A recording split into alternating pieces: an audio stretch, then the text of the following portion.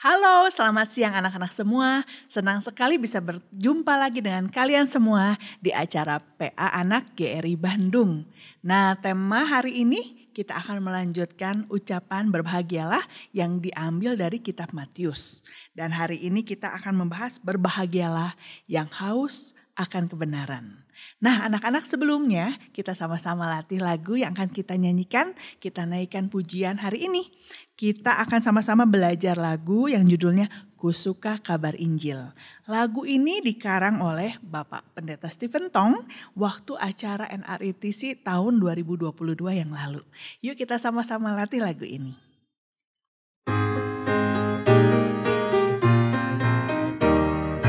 Ku suka kabar Injil ke teman-temanku. Ku suka kabar Injil pada semua. Ku suka kabar Injil di desa di kota. Ku kabarkan Injilku selama-lamanya. Roh Kudus menolongku, sucikan hatiku. Kasih Tuhan dorongku, kabar Injilku. Ku suka kabar Injil di desa di kota. Ku kabarkan Injilku ke seluruh dunia. Ke seluruh dunia, ke seluruh dunia, ke seluruh dunia. Nah, anak-anak, lagu ini bercerita tentang apa?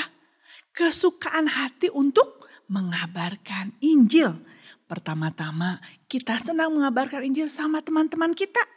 Lalu juga bukan hanya teman-teman kita, pada semua. Juga di desa, di kota kalau Tuhan pimpin, dan akhirnya ke seluruh dunia.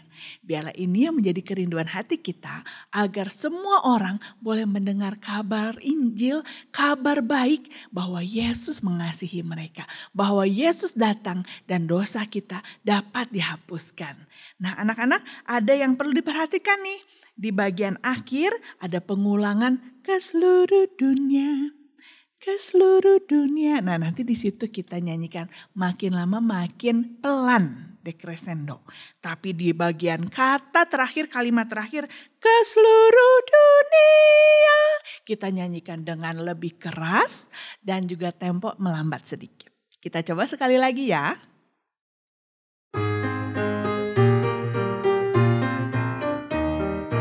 Ku suka kabar Injil ke teman-temanku. Ku suka kabar Injil pada semua.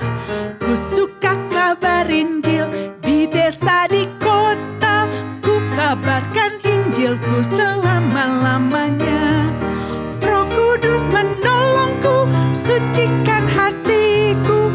Kasih Tuhan dorongku, kabar Injilku. Ku suka kabar Injil di desa di kota. Ku kabarkan Injilku selama-lamanya. Ke seluruh dunia, ke seluruh dunia, ke seluruh dunia. Baiklah anak-anak, mari kita sama-sama berdiam diri dan bersaat teduh sejenak untuk mempersiapkan hati kita memasuki PA Anak kita hari ini. Mari kita sama-sama tundukkan kepala, tutup mata, dan berdiam diri.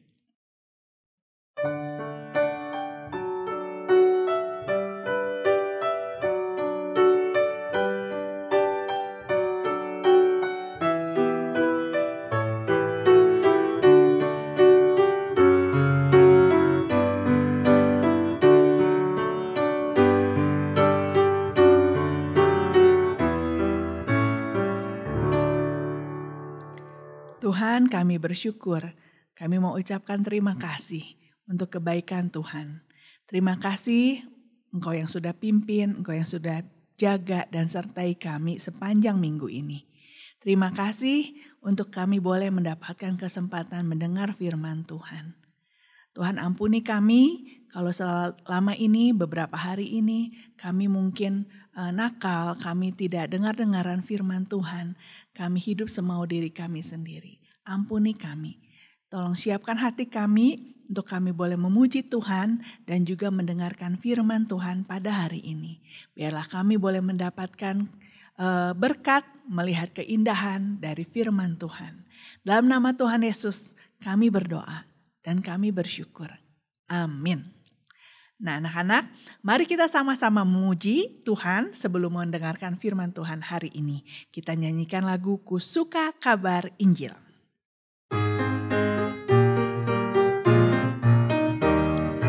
Ku suka kabar Injil ke teman-temanku.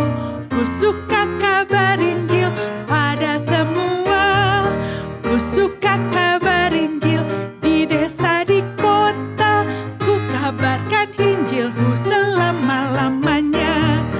Roh Kudus menolongku, sucikan hatiku. Kasih Tuhan dorongku, kabar Injilmu. Ku suka kabar Injil di desa di kota. Ku kabarkan Injilmu ke seluruh dunia. Ke seluruh dunia. Ke seluruh dunia. Ke seluruh dunia. Mari kita sama-sama mendengarkan firman Tuhan hari ini. Halo anak-anak sekalian, kita kembali lagi di dalam PA Anak pada siang hari ini. Dan kita akan sama-sama merenungkan dari firman Tuhan yang Tuhan Yesus ajarkan ketika dia berada di atas bukit, yaitu di dalam khotbah di bukit. Khotbah di bukit ini dicatat di dalam Injil Matius pasal yang ke-5. Karena itu Bapak mengajak kita semua untuk melihat dari Matius pasal yang ke-5. Matius pasal yang ke-5 dan kita sudah sampai kepada ayat yang ke-7. Matius 5 ayat yang ke-6. Matius 5 ayat yang ke-6. Demikianlah firman Tuhan. Berbahagialah orang yang lapar dan haus akan kebenaran, karena mereka akan dipuaskan. Sekali lagi, berbahagialah orang yang lapar dan haus akan kebenaran, karena mereka akan dipuaskan. Mari anak-anak sekalian kita berdoa. Bapa kami yang bertata di dalam kerajaan surga, kami menyerahkan untuk perenungan firman Tuhan di siang hari ini. Kiranya Tuhan yang memimpin kami, kiranya Tuhan yang berbelas kasihan membuat kami mengerti kebenaran firman Tuhan. Dan kami bisa bertumbuh menjadi anak-anak Tuhan yang takut akan Engkau. Dan kami sungguh ingin mempermuliakan nama Tuhan di dalam hidup kami. Terima kasih Tuhan. Kami menyerahkan perenungan hari ini ke dalam tangan Tuhan. Untuk PA Anak di siang hari ini. Di dalam nama Tuhan Yesus Kristus kami berdoa. Amin. Anak-anak sekalian, ada seorang raja di kerajaan Inggris yang sangat terkenal sekali. Raja ini disebut dengan julukan atau dipanggil dengan nama Henry VIII atau Henry ke-8. Henry ke-8 adalah seorang raja yang begitu berkuasa. Seorang raja yang kuat. Seorang raja yang memiliki kekuasaan begitu besar. Dan ketika Henry VIII hidup, Henry VIII sempat memisahkan antara gereja Katolik dengan gereja yang ada di Inggris.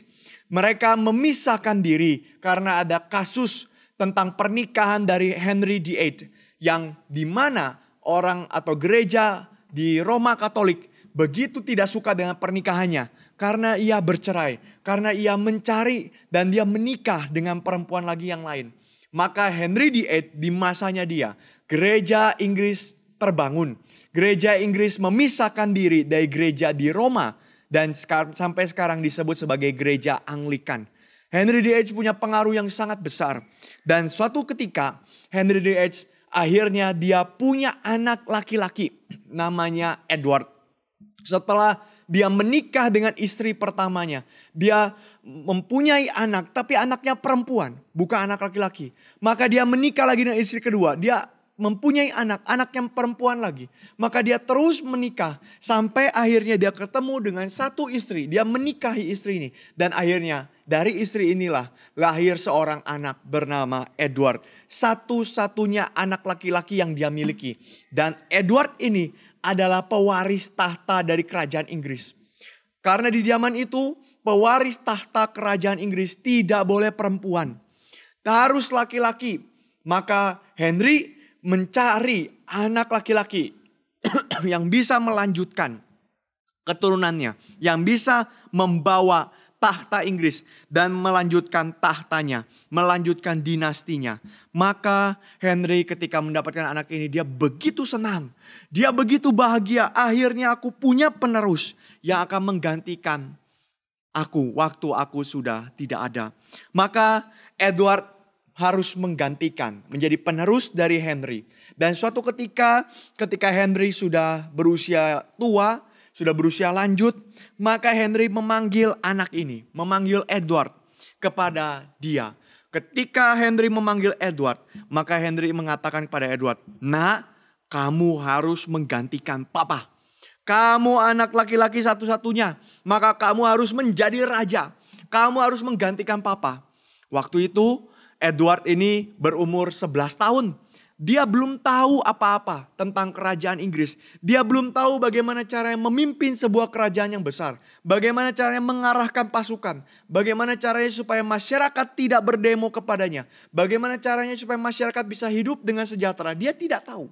Tetapi Henry, papanya ini, memberitahu dia, "Kamu harus memegang tahta kerajaan Inggris." Dan bagaimana caranya bisa memegang? Henry mengatakan, banyak sekali orang akan mengejar tahta Inggris. Banyak sekali orang di bawahmu yang akan berusaha untuk mendapatkan kerajaan Inggris. Berusaha untuk duduk menjadi raja Inggris. Tapi kamu harus berhasil mengalahkan mereka. "Papa, gimana caranya mengalahkan mereka? Gimana caranya supaya aku tetap menjadi raja? Aku kan masih anak-anak umur 11 tahun. Maka Henry mengatakan, "Kamu harus berani mempertahankan tahta. Kalau ada orang yang mau rebut tahta Inggris, maka kamu harus bunuh dia." "Hah? Apa papa?" "Ya, kamu harus bunuh dia.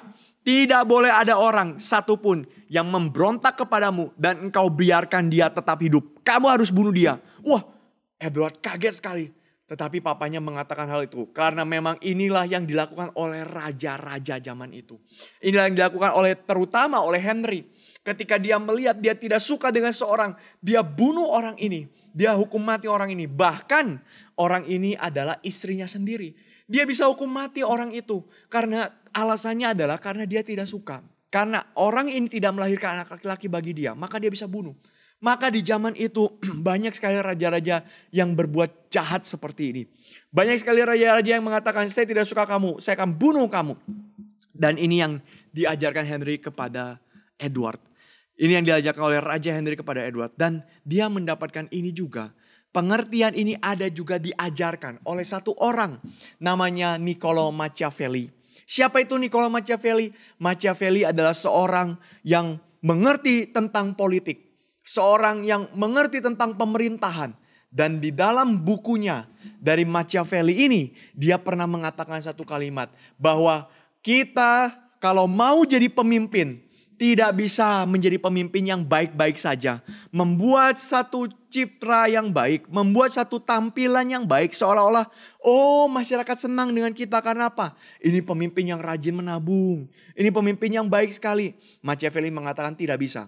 Orang kalau mau mempertahankan kuasa, mau mempertahankan kedudukan, maka harus pakai strategi binatang buas. Hah? Strategi apa itu? Kalau lihat di hutan ada binatang buas. Bagaimana cara binatang buas mempertahankan sarangnya? Bagaimana cara binatang buas mempertahankan anaknya? Dia tidak pandang bulu. Dia tidak pandang siapapun itu. Yang penting kalau orang itu mengganggu, maka dia akan berusaha mati-matian menghancurkan orang itu. Ini strategi binatang buas. Maka Machiavelli mengatakan, kalau orang mau berkuasa dengan lama, berkuasa dengan kuat sekali, maka dia harus hancurkan orang lain. Dia harus bunuh orang lain. Dia harus memakai segala cara untuk mempertahankan kekuasaan dia. Nah, anak-anak sekalian, maka kita melihat inilah yang diajarkan oleh dunia. Dunia mengajarkan apa? Kita harus pegang kekuasaan. Kita harus punya kuasa. Dunia mengajarkan apa? Namaku ini harus paling penting, paling tinggi. Aku harus paling terkenal. Aku harus mendapatkan banyak sekali uang dan sebagainya. Bagaimana cara mendapatkan itu? Dunia akan mengajarkan dengan cara kekerasan. Dengan cara kita sikut orang lain. Kita hancurkan orang lain. Hancurkan pesaing. Hancurkan musuh. Hancurkan lawan. Kita basmi mereka. Maka kita bisa bertahan di dalam kekuasaan ini. Yang terpenting bagi dunia adalah mengejar kekuasaan. Maka mereka berani menghancurkan orang lain demi keuntungan diri sendiri. Ini satu hal yang sangat mengerikan. Anak-anak sekalian, berapa banyak raja-raja melakukan hal ini? Berapa banyak anak berani bunuh orang tuanya demi dapat kuasa. Orang tua berani bunuh anaknya demi dapat kuasa, demi dapat uang dan sebagainya. Dan inilah yang dikejar oleh manusia untuk bahagia. Dunia ini akan mengajarkan, kalau kau mau dapat kuasa, kau mau bahagia, harus melakukan hal seperti ini. Tapi anak-anak sekalian, apakah itu hal yang benar? Apakah itu yang Kristus ajarkan? Apakah itu yang dikatakan juga di dalam Alkitab? Kalau mau dapat kuasa, maka engkau harus berjuang dengan keras, bunuh semua musuh. Apakah seperti itu? Jawabannya tidak. Kita lihat anak-anak sekalian di dalam ayat ini. Apa yang Kristus katakan? Apakah Kristus mengatakan berbahagialah orang yang haus dan lapar akan kekuasaan. Berbahagialah orang yang haus dan lapar akan uang, akan nama yang masyhur, akan seluruh kepemilikan. Apakah seperti itu? Jawabannya tidak. Apa yang Kristus ajarkan? Apa yang Kristus katakan? Anak-anak coba lihat di dalam ayat yang ke-6 ini. Berbahagialah orang yang lapar dan haus akan apa? Kebenaran. Orang yang lapar dan haus akan kebenaran. Apa ya maksudnya lapar dan haus akan kebenaran? Maksudnya adalah berbahagialah orang yang dengan gigih, dengan kuat, dengan ngotot begitu besar mengejar kehidupan yang benar di hadapan Tuhan. Mengejar kebenaran di dalam hidupnya. Nah, anak sekalian, kalau Bapak mau tanya, apa sih artinya kebenaran? Apa itu kebenaran? Di dalam Alkitab ada dua macam istilah kebenaran. Pertama, istilah kebenaran yang dalam bahasa Inggris diterjemahkan sebagai truth. Truth. Yang kedua diterjemahkan sebagai righteousness. Jadi ada truth, ada righteousness. Dalam bahasa Indonesia sama diterjemahkannya kebenaran. Tapi truth dan righteousness adalah dua hal yang berbeda. Kalau kita lihat apa sih artinya truth? Truth itu berarti teori atau konsep yang benar. Ada pendidikan, ada satu konsep yang benar. Misalkan ya, 1 tambah 1 sama dengan 2. Ini adalah truth. Ini adalah konsep yang benar. Tidak pernah di dalam seluruh dunia ini, di belahan dunia manapun, di benua manapun, di negara manapun, akan mengatakan 1 tambah 1 sama dengan 3. Tidak ada. Semua mengatakan 1 tambah 1 sama dengan 2. Maka ini adalah konsep. Ini adalah satu teori yang bersifat global, bersifat universal. Dan ini adalah kebenaran. Dimanapun kita berada, 1 tambah 1 sama dengan 2. Ini adalah truth. Tetapi anak-anak sekalian, yang namanya righteousness bukan ini. Lalu apa yang disebut righteousness? Righteousness itu artinya adalah menjalankan hidup yang benar. Menjalankan hidup yang benar. Apa artinya menjalankan hidup yang benar? Artinya adalah dia bisa menjalankan hidup sesuai dengan apa yang Tuhan inginkan. Dia bisa menjalankan hidup sesuai dengan apa yang Alkitab ajarkan. Ini adalah orang yang menjalankan kehidupan yang benar di hadapan Tuhan.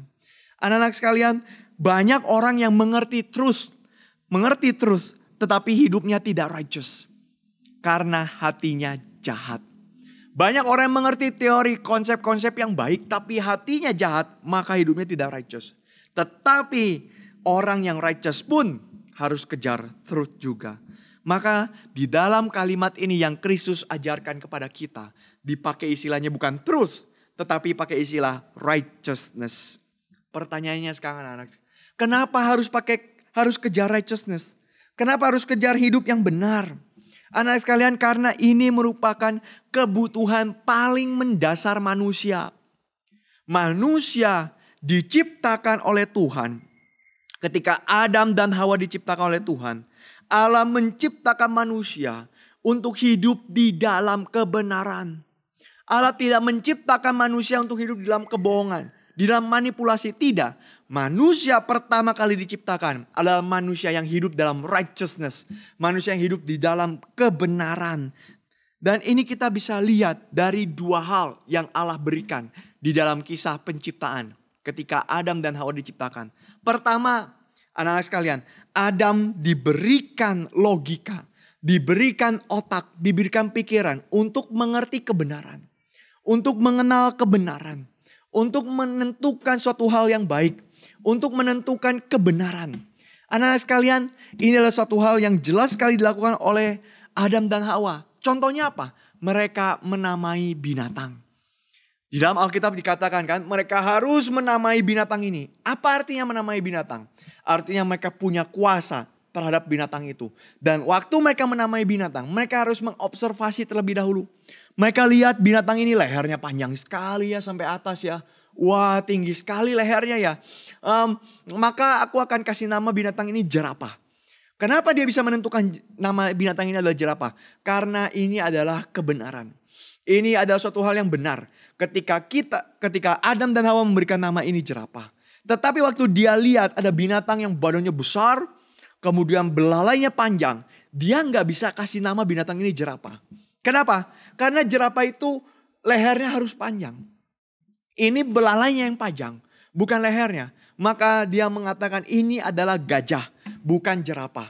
Nah, anak-anak sekalian, maka manusia diberikan logika oleh Tuhan untuk membedakan jerapah dengan gajah. Membedakan ikan dengan burung. Membedakan kadal dengan ayam. Membedakan kuda dengan kucing. Manusia diberikan logika, diberikan pikiran, diberikan otak oleh Allah untuk bisa membedakan itu. Maka manusia diberikan kemampuan oleh Allah untuk mengenal kebenaran. Ini tidak dimiliki oleh yang lain. Adakah binatang yang memiliki kemampuan seperti ini? Tidak ada. Adakah binatang yang bisa mengatakan bahwa ini yang benar, itu yang salah? Tidak ada. Ketika kita melihat ada ayam lewat di jalan. Ayam tidak tahu mana benar, mana salah. Yang penting dia mau makan, yang penting dia mau beranak cucu. Itu saja. Kita lihat kucing, kucing tidak tahu mana benar, mana salah. Waktu dia kita misalkan ada lempar dia dengan makanan, maka dia pasti makan. Dia tidak lihat, kayaknya saya nggak enak ya. Masa saya ngambil makanan dari orang lain terus? Saya mau saya mau usaha supaya saya bisa dapat makanan sendiri. Tidak. Kucing, burung dan sebagainya, binatang dan tumbuhan tidak bisa mengenal kebenaran. Tapi manusia bisa mengenal kebenaran. Karena Allah yang menganugerahkannya kepada manusia. Maka ini hal yang pertama. Tapi hal yang kedua juga anak-anak sekalian. Waktu manusia mengenal kebenaran, pertanyaannya adalah, tahu dari mana bahwa ini adalah suatu hal yang benar? Tahu dari mana bahwa ini adalah suatu hal yang tepat? Jawabannya bukan dari diri sendiri. Bukan dari manusia sendiri.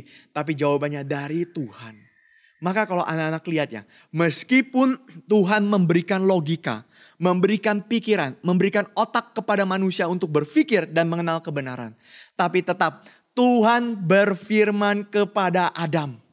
Tuhan memberikan perintahnya kepada Adam. Tuhan bercakap-cakap, berbincang-bincang kepada Adam. Menunjukkan apa? Bahwa kebenaran yang Adam harus kerjakan. Kebenaran di mana Adam hidup di dalamnya. Adalah kebenaran yang bersumber dari Allah. Anak-anak sekalian, ini suatu hal yang sangat penting sekali. Karena kita tahu ini benar atau tidak, sumbernya dari Tuhan. Kalau Tuhan katakan ini satu hal yang benar. Dan hal itu adalah satu kebenaran bagi manusia. Maka manusia akan mengerjakannya. Manusia akan menjalankannya. Karena tahu itu dari Tuhan. Maka itu anak-anak sekalian, ini hal yang kedua. Sumber kebenaran adalah dari Tuhan. Dan manusia tidak hanya hidup dari makanan dan minuman. Tetapi manusia hidup dari kebenaran Allah ini. Maka anak-anak sekalian, ketika mereka menolak kebenaran Allah. Dikatakan apa? Mereka memakan buah pengetahuan baik dan yang jahat. Kenapa mereka makan buah pengetahuan yang baik dan yang jahat ini?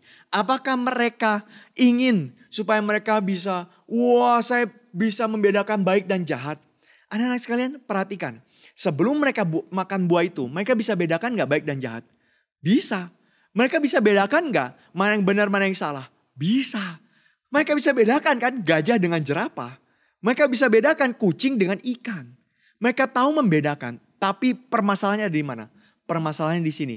Permasalahannya adalah mereka membedakan berdasarkan apa yang Tuhan inginkan. Tetapi waktu mereka jatuh dalam dosa, mereka makan buah itu. Mereka ingin menentukan kebenaran itu sendiri. Dari dirinya sendiri. Mereka mengatakan, saya tidak perlu Tuhan untuk mengerti kebenaran.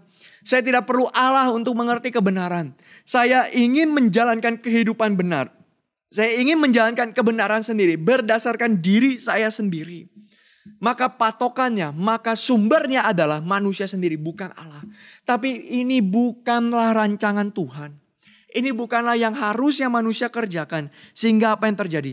Mereka menolak Allah. Maka mereka terpisah dari Allah. Dan mereka mengalami kematian. Mereka akhirnya diusir oleh malaikat keluar dari Taman Eden. Maka anak-anak lihat ya, waktu manusia tidak menjalankan kehidupan yang benar di hadapan Tuhan.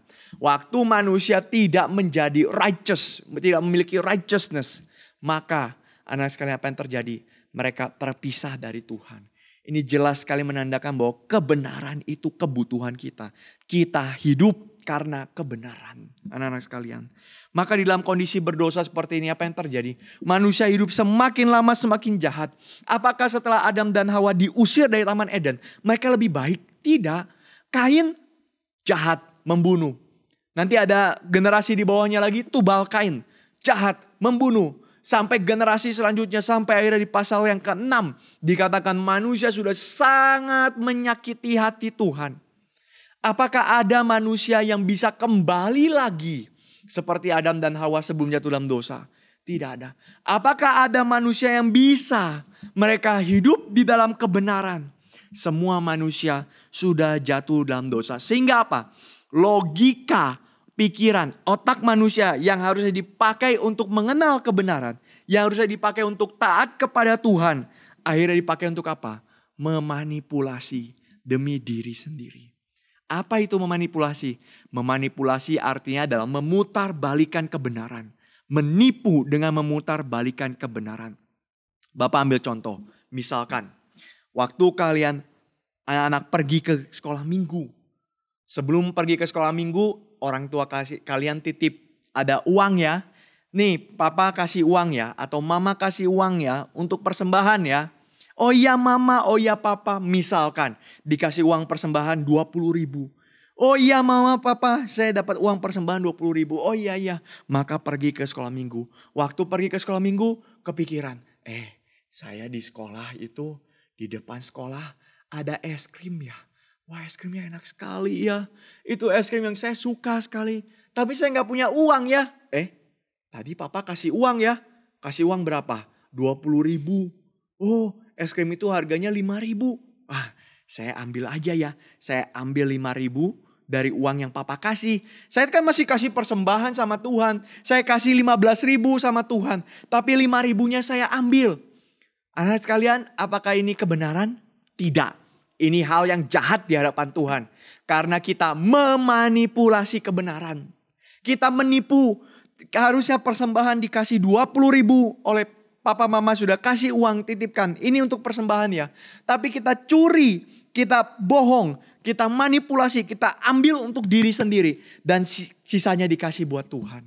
Ini satu hal yang jahat. Ini satu hal yang tidak menjalankan kebenaran dari Tuhan. Maka manusia melakukan semua hal seperti ini. Mereka memanipulasi demi siapa? Demi diri sendiri. Tidak ada lagi yang benar. Sehingga karena mereka terpisah dari Allah. Mereka memanipulasi. Sehingga apa? Mereka berani menjadi orang yang licik. Mereka berani menjadi orang yang jahat demi mendapatkan kekuasaan. Seperti yang diajarkan oleh Raja Henry VIII. Menjadi orang yang licik. Menjadi orang yang jahat demi pegang kekuasaan. Maka anak-anak sekalian, apakah ada orang yang bisa hidup dalam kebenaran Tuhan? Tidak ada. Lalu apa yang harus dilakukan? Semua manusia sudah jatuh dalam dosa dan kehilangan kemuliaan Tuhan. Maka manusia perlu juru selamat. Siapa juru selamat itu? Tuhan Yesus Kristus datang. Dia sang sumber kebenaran. Dia adalah kebenaran yang sejati. Dia adalah Mesias. Turun dari surga ke dalam dunia. Lahir di palungan yang hina. Tumbuh besar bukan sebagai orang kaya. Sebagai orang biasa-biasa saja. Dia lahir dan dia besar. Dia hidup bahkan dia mati di atas kayu salib. Salib adalah hukuman yang sangat hina. Salib adalah hukuman untuk penjahat kelas kakap. Penjahat besar, teroris besar dihukum di atas kayu salib. Tapi apakah Kristus penjahat besar? Tidak. Apakah Kristus melakukan dosa besar? Tidak. Kristus adalah manusia paling suci, paling saleh. Tetapi disalibkan. Menjadi sangat hina. Kenapa? Untuk menebus dosa-dosa kita. Maka dosa kita, kejahatan kita, kita menolak kebenaran Tuhan, kita mau hidup sesuai dengan pikiran kita sendiri, diambil oleh Kristus dan ditebus di atas kayu salib. Dia naik ke atas kayu salib, dia menyelesaikan hutang dosa itu. Namun anak-anak sekalian, bukan hanya itu. Kristus setelah mati, dia dikuburkan. Hari ketiga, Kristus bangkit. Apa gunanya? Apa tujuannya Kristus bangkit? Kristus bangkit untuk memberikan kebenaran di dalam hidup kita. Kalau Kristus tidak bangkit, manusia tidak punya kebenaran. Manusia tetap hidup di dalam status yang kosong. Manusia bisa jatuh dalam dosa lagi seperti Adam. Dan manusia tidak punya kebenaran. Karena manusia gagal untuk menjalankannya. Tetapi waktu Kristus bangkit, maka manusia punya jaminan hidup di dalam kebenaran Tuhan. Maka anak-anak sekalian, ada dua hal di dalam hal ini. Di dalam kebenaran ini. Yang pertama, anak-anak sekalian, kita dibenarkan secara status. Apa itu status? Status kita di hadapan Tuhan. Waktu kita jatuh dalam dosa, status kita apa? Pendosa, penjahat, harus dihukum, terdakwa. Kalau di dalam pengadilan yang namanya terdakwa, berarti hakim sudah ketok palu, harus dihukum. Maka kita nggak bisa lagi melawan. Oh, jangan begitu hakim, jangan hukum saya. Tidak bisa, harus dihukum, masuk ke penjara, harus bayar denda dan seterusnya. Ini terdakwa, statusnya sebagai terdakwa. Dan manusia punya status di hadapan Tuhan sebagai pendosa, sebagai terdakwa yang dinyatakan oleh Tuhan harus dihukum. Tetapi karena Kristus telah mati bagi kita, telah bangkit bagi kita, maka status kita menjadi dibenarkan. Kita bukan lagi terdakwa. Kita bukan lagi pendosa di hadapan Tuhan. Tetapi manusia yang percaya kepada Tuhan dianggap benar. Kenapa bisa dianggap benar? Karena Bapa melihat kepada Kristus. Bapa bukan melihat kepada kita. Kita manusia gak bisa apa-apa. Kita manusia gak bisa berbuat kebenaran seperti tadi di awal Bapa ceritakan. Tapi karena Bapa di surga melihat kepada Kristus, maka Kristus melakukan kebenaran. Kristus melakukan keadilan.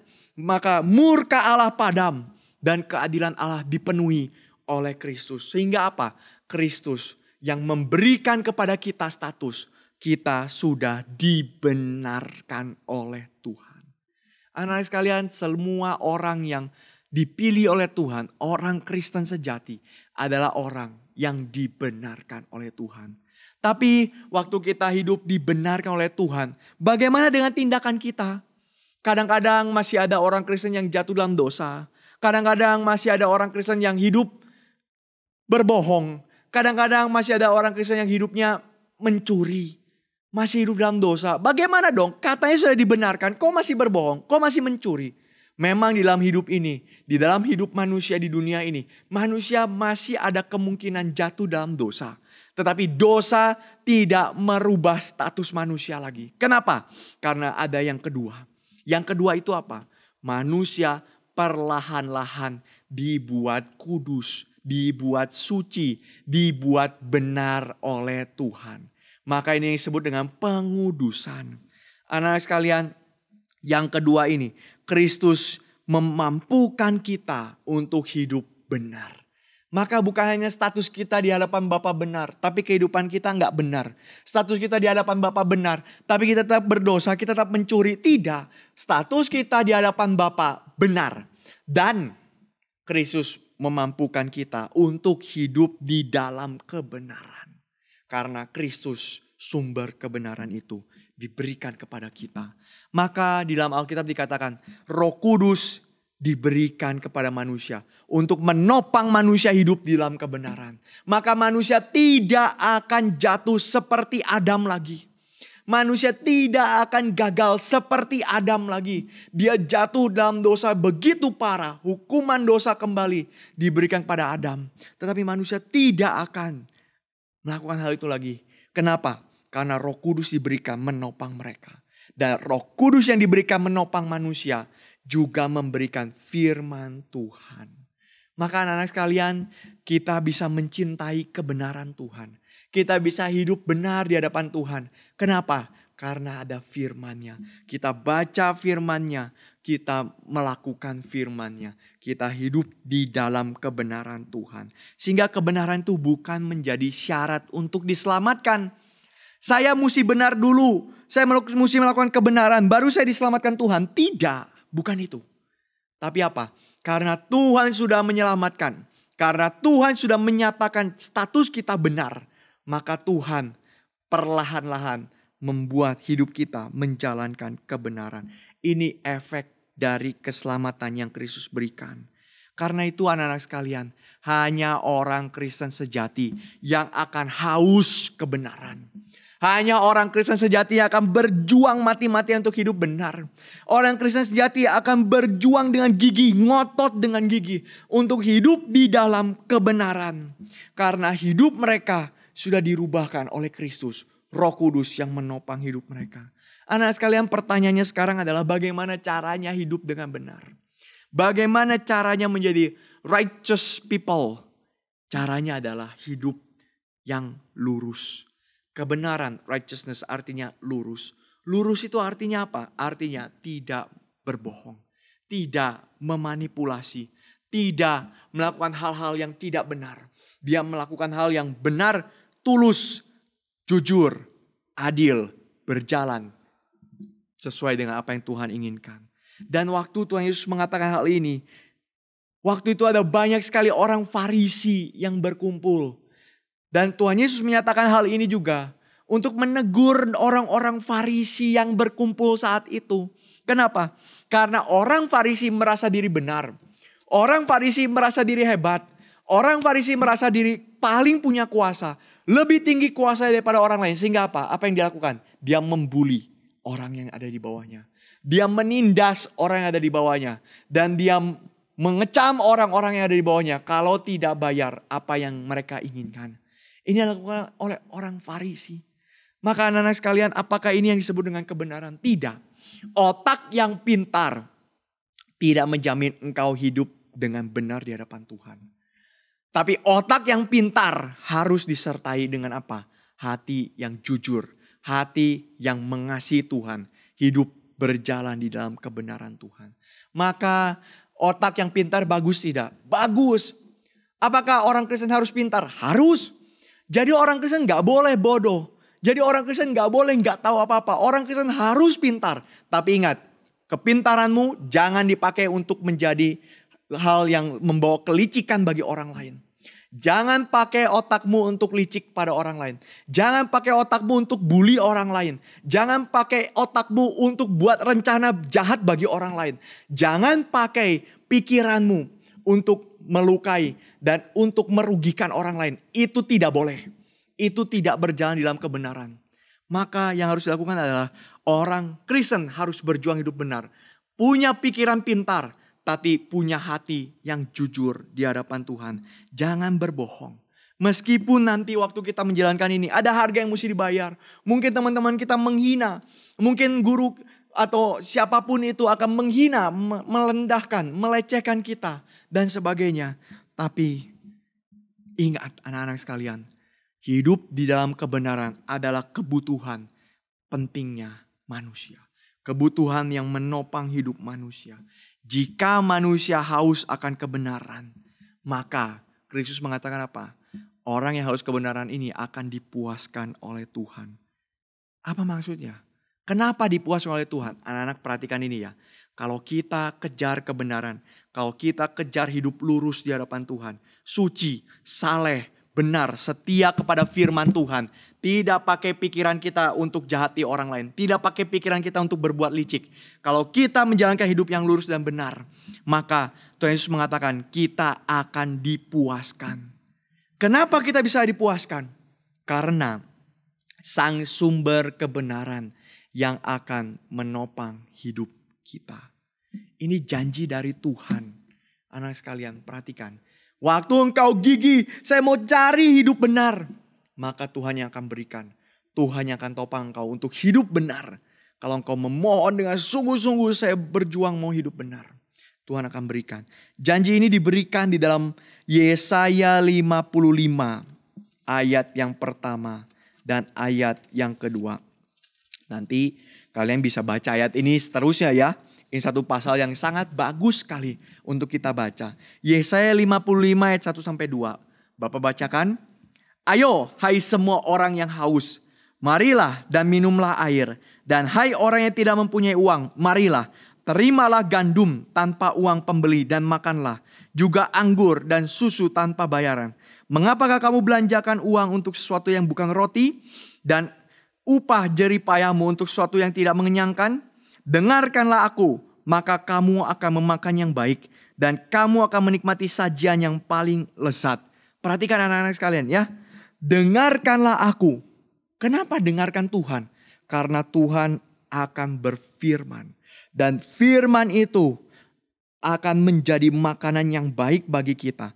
Firman itu akan kita nikmati menjadi sajian yang paling lezat. Dan ini janji dari Tuhan.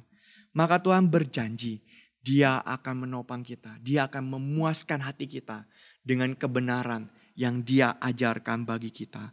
Anak sekalian, Tuhan janji Dia tidak akan membiarkan hati kita terus haus. Dia tidak akan membiarkan hati kita terus lapar. Dia tidak akan membiarkan hati kita terus gelisah. Dia akan mencukupkan keinginan kita, kebutuhan kita akan kebenaran. Maka anak sekalian, jadi orang yang berjuang untuk kebenaran akan dipuaskan oleh Allah. Karena Allah telah berjanji akan menopang, akan memberkatinya. Pertanyaannya sekarang anak-anak sekalian, maukah engkau hidup di dalam kebenaran? Kalau engkau hidup dalam kebenaran, mungkin engkau tidak dapat nilai yang bagus. Kalau engkau hidup dalam kebenaran, mungkin engkau tidak dapat uang. Kalau engkau hidup dalam kebenaran, mungkin orang akan menghina engkau. Tapi perhatikan anak-anak sekalian, kalau engkau hidup dalam kebenaran, Tuhan akan berkenan dalam hidupmu. Dan Tuhan tidak akan membiarkan engkau haus terus dan lapar terus akan kebenaran.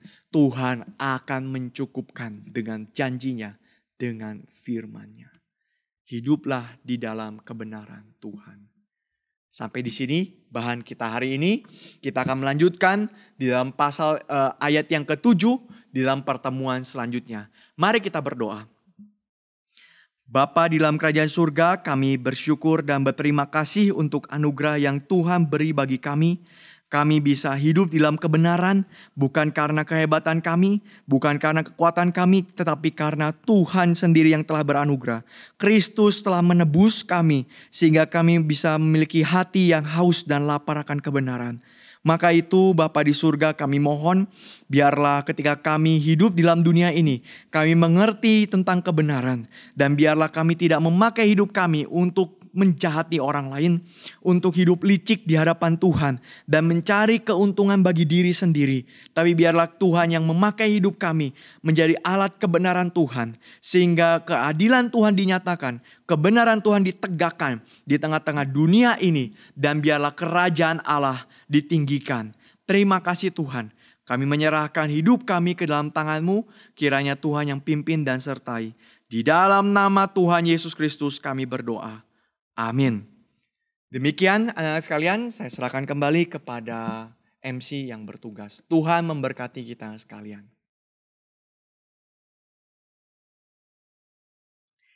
Bersyukur untuk firman Tuhan yang kita bisa dengarkan hari ini. Biarlah kita boleh selalu punya hati yang selalu haus akan kebenaran firman Tuhan. Selalu rindu mencari kebenaran firman Tuhan. Dan biarlah hati kita boleh dipuaskan, boleh menemukan kebenaran yang sejati melalui firman Tuhan, melalui Yesus di dalam hidup kita. Mari kita sama-sama menutup PA anak kita dengan menyanyikan sekali lagi pujian yang tadi kita nyanyikan, Ku Suka Kabar Injil.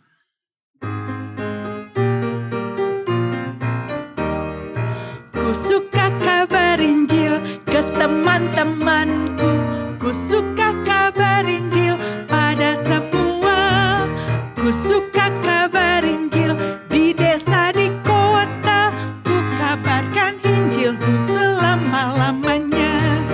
Roh Kudus menolongku, sucikan hatiku, kasih Tuhan dorongku,